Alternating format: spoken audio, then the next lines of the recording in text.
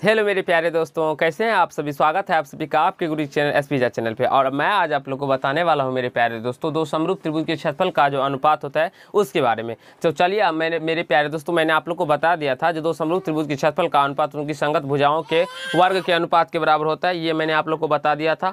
आज मैं आप लोग को समझाने वाला हूं दो समरूप त्रिभुज में क्षेत्रफल का जो अनुपात होता है वो उसकी ऊंचाई के अनुपात के बराबर होता है, ऊंचाई के वर्ग के अनुपात के बराबर होता है या ऊंचाई के अनुपात के वर्ग के बराबर होते हैं। दोनों सही रहता है। दोनों में से आप लोग को जो आप साबित कर सकते हैं वो कर सकते हैं। यहाँ पे देख सकते हैं मैंने आप लोग के लिए लिख रखा है जो दो समरूप त्रिभुज के क्षेत्रफलों का अनुपात उनकी संगत ऊंचाई के वर्गों के अनुपात के बराबर होता है। चलिए इसका नामकरण हम लोग कर लेते हैं। पहले ए बी सी, यहाँ से इसको हम कुछ भी दे सकते हैं मेरे प्यारे दोस्तों। तो यहाँ से चलिए D E F, D E F. अब यहाँ से मान लेते हैं एम दे देते हैं और यहाँ से एन दे देते हैं। ठीक है, तो ये हम लोग दे सकते हैं। चाहे यहाँ पे आप लोग पी क्यू आर भी दे सकते हैं, एक्स वाई जेड भी दे सकते हैं। नाम में कहीं से कोई प्रॉब्लम नहीं। अब मेरे प्यारे दोस्तों जब हम इसको हल करते हैं तो हमें जो गिवन डेटा रहता है सबसे पहले हम वो लिखते हैं। तो दिया क्या गया है, दिया है ये प्रश्न के अंदर ही दिया गया है मेरे प्यारे। तो क्या दिया गया है, जो त्रिभुज देखिए दो समरूप त्रिभुज, यानी कि ये त्रिभुज जो है मेरे प्यारे तो त्रिभुज ए बी सी समरूप त्रिभुज ए बी सी समरूप त्रिभुज है मेरे प्यारे दोस्तों। समरूप त्रिभुज है डी ई एफ, ये हमें क्या है दिया हुआ है। और क्या दिया गया है इसमें, समरूप त्रिभुज है जिसमें मेरे प्यारे दोस्तों यहाँ पे एम लिख देते हैं, यहाँ पे एन भी लिख सकते हैं, कोई से कोई प्रॉब्लम ना होगा आप लोग को। और यहाँ पे एन दे देते हैं मेरे प्यारे दोस्तों। यहाँ से ए एम जो है मेरे प्यारे दोस्तों वो लंब है बी सी पे, और हम बात करें ये डी एन किस पे लंब है, डी एन लंब है ई एफ पे। ठीक है, यहाँ तक ये हमारे प्रश्न के ही अंदर दिया रहता है। आप लोग देख सकते हैं जो दो समरूप त्रिभुज क्षेत्रफल का अनुपात उनकी संगत ऊंचाई के वर्गों के अनुपात के बराबर होता है। तो ये जो है ना बाबू ये लंब ही है। ठीक है, ये ऊंचाई क्या है तो लंब है। तो आई होप बाबू आप सबको समझ में आ रहा है ना। ठीक है, अब देखिए मेरे प्यारे तो हमें सिद्ध क्या करना है, तो सिद्ध करना है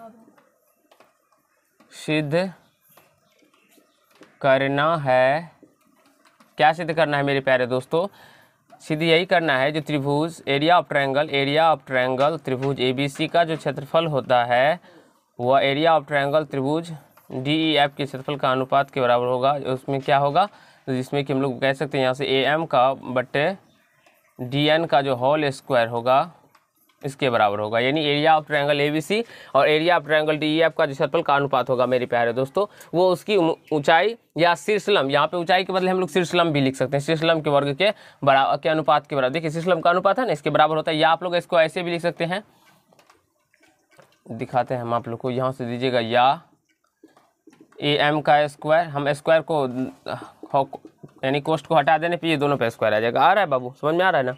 ठीक, अब इतना कर लेने के बाद हम लोग प्रमाण देते हैं। प्रमाण क्या देंगे मेरे प्यारे दोस्तों, गौर से देखिएगा।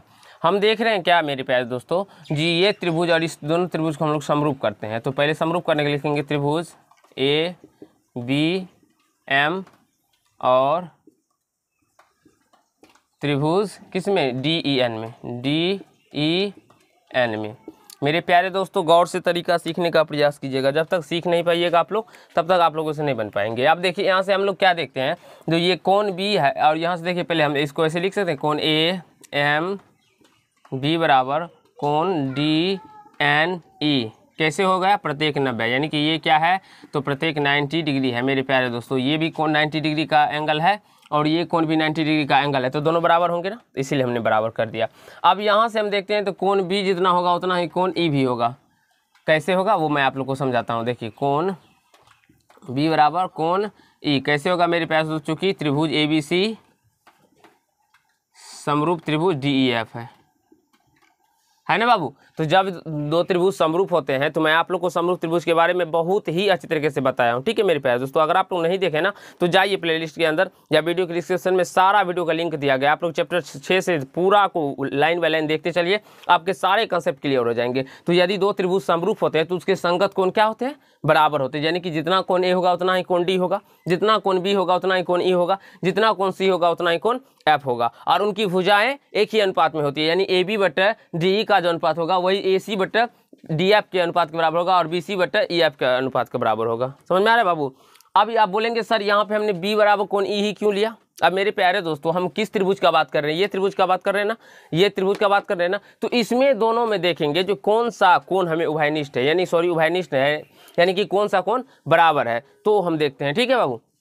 तो यहाँ से आगे बराबर तो लिख सकते हैं, इसीलिए त्रिभुज ए बी एम समरूप त्रिभुज क्या हो जाएगा, डी ई एन। कैसे हो जाएगा, ए समरूपता से, ए समरूपता कसौटी से।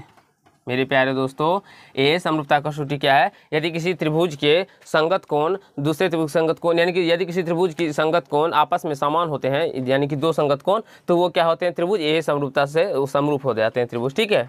तो यहाँ से ये दोनों त्रिभुज क्या हो जाएंगे, समरूप हो जाएंगे। अब बताइए ये त्रिभुज और ये त्रिभुज हमारा समरूप हो गया, तो अभी हमने आप लोग को बताया ना इसके कोण भी बराबर होंगे और इसकी भुजा जो होगी वो एक ही अनुपात में होगी, बताया ना अभी बाबू। तो इसकी भुजा क्या है, तो हम लिख सकते हैं इसकी दो समरूप त्रिभुज की भुजाएं एक ही अनुपात में, A B but D E का जो अनुपात होगा वही अनुपात होगा A M but D N का। आप लोग यहाँ तक गौर से एक बार देखिए, जो कहीं से कोई प्रॉब्लम या समस्या तो नहीं हो रहा है ना बाबू। अब यहाँ से देखिए कैसे हमने किया, ए बी बट डी, ये हम इस त्रिभुज का ले रहे हैं, तो इसकी ये भुजा लेंगे तो इसकी भी ये भुजा लेंगे। अब इसकी ये भुजा ले रहे लंब वाला, तो इसको इसकी भी ये लंब वाला भुजा लेंगे। ठीक है। अब बोलेंगे सर ये नीचे वाला भुजा क्यों नहीं लेते। मेरे प्यारे दोस्तों हमें जिस भुजा का काम होता है और जिसे जो हमें प्रूव करना है, तो उसके अकॉर्डिंग हम लोग चलते हैं। ठीक है। हम लेने के लिए वो भी ले सकते थे, लेकिन हमें उसका कोई ज़रूरी नहीं है। ठीक है बाबू। तो इसीलिए हम वो नहीं लेते, हमें जिस त्रिभुज में यानी कि जैसा हमें साबित करना होता है उसके अकॉर्डिंग हम लोग लेते हैं और उसके अकॉर्डिंग चलते हैं। अब देखिए अब क्या करते हैं हम, अभी इससे पहले की क्लास में पढ़े हैं मेरे प्यारे दोस्तों, चूँकि दो समरूप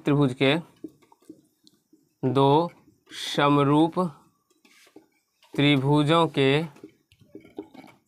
अभी हमने पिछले क्लास में भी पढ़े हैं मेरे प्यारे दोस्तों, दो समरूप त्रिभुजों के क्षेत्रफल का अनुपात जो है मेरे प्यारे दोस्तों, उनकी संगत भुजाओं के वर्गों, संगत भुजाओं के वर्गों के अनुपात के बराबर होता है, के अनुपात के क्या होता है, बराबर होता है मेरे प्यारे दोस्तों, बराबर होता है। तो यहाँ से आप लोग गौर कीजिएगा, हमने ये पढ़ रखा है जो दो समरूप त्रिभुज के क्षेत्रफल का जो अनुपात होता है उनकी संगत भुजाओं के वर्गों के अनुपात के बराबर होता है। यानी कि हम लोग इसको ऐसे भी लिख सकते हैं, एरिया ऑफ ट्रायंगल त्रिभुज ए बी सी बटे एरिया ऑफ ट्रायंगल त्रिभुज डी ई एफ का जो अनुपात होगा वो क्या होगा मेरे प्यारे दोस्तों, ए बी बटे डी ई के होल स्क्वायर के अनुपात के बराबर होगा कि नहीं होगा, ये आप हमें बताइए। जो हम लोग इसको ऐसे लिख सकते हैं ना बाबू, लिख सकते हैं ना। आप बताइए, हम लोग इसको ऐसे लिख सकते हैं। अब आप गौर कीजिएगा यहाँ पे, जो ए बी बटे डी ई बराबर ए एम बटे डी एन है ना बाबू, ए बी बटे डी ई बराबर ए एम बटे डी एन है ना। तो यहाँ से हम लोग ए बी बटे डी ई बराबर हम लोग ए एम बटे डी एन भी तो लिख सकते हैं, इसके होल स्क्वायर को भी तो लिख सकते हैं। बताइए लिख सकते हैं ना, नहीं लिख सकते हैं। तो यहाँ से देखिए आ गया ना, इसके बराबर आ गया ना, यही तो हमें साबित करना था। देख सकते हैं एरिया ऑफ ट्रायंगल एबीसी बटे एरिया ऑफ ट्रायंगल डी बराबर ए एम स्क्वायर बटे डी एन स्क्वायर साबित करना था, तो हो गया। यहाँ से लिखेंगे अतः एरिया ऑफ ट्रायंगल त्रिभुज एबीसी बटे एरिया ऑफ ट्रायंगल त्रिभुज डी ई एफ का जो अनुपात होगा वो क्या होगा, इसकी शीर्षलंब के वर्गों के अनुपात के बराबर होगा। या आप लोग इसको ऐसे भी लिख सकते हैं, या A M square but D N square, यही हमें साबित भी करना था। तो आई होप मेरे प्यारे दोस्तों आप सभी को क्लियर हो गया होगा, कहीं से कोई दिक्कत या समस्या नहीं हुआ होगा। आप लोग को आशा है समझ में आ गया होगा। तो अगर आप लोग को समझ में आ गया मेरे प्यारे दोस्तों, तो इसे नोट कर लीजिए, स्क्रीनशॉट ले लीजिए। और आज के पार्ट में हम लोग इतना ही करेंगे। नेक्स्ट पार्ट में हम लोग समझेंगे मेरे प्यारे दोस्तों, जो दो समरूप त्रिभुज के क्षेत्रफल का जो अनुपात होता है वो उनकी माध्यिकाओं के अनुपात के बराबर, माध्यिकाओं के वर्ग के अनुपात के बराबर में कैसे होता है वो मैं आप लोग को साबित करके बताऊंगा। तो अगर आप लोग को ये पार्ट अच्छा लगा तो वीडियो को लाइक कर दीजिएगा, कमेंट कीजिएगा, शेयर कीजिएगा। और यदि चैनल पर नए हो तो चैनल को सब्सक्राइब करके बेल आइकन को प्रेस कर लीजिएगा, जिससे मेरे हर एक वीडियो का नोटिफिकेशन आप तक पहुँचता है। तो धन्यवाद दोस्त, आज के पार्ट में इतना ही।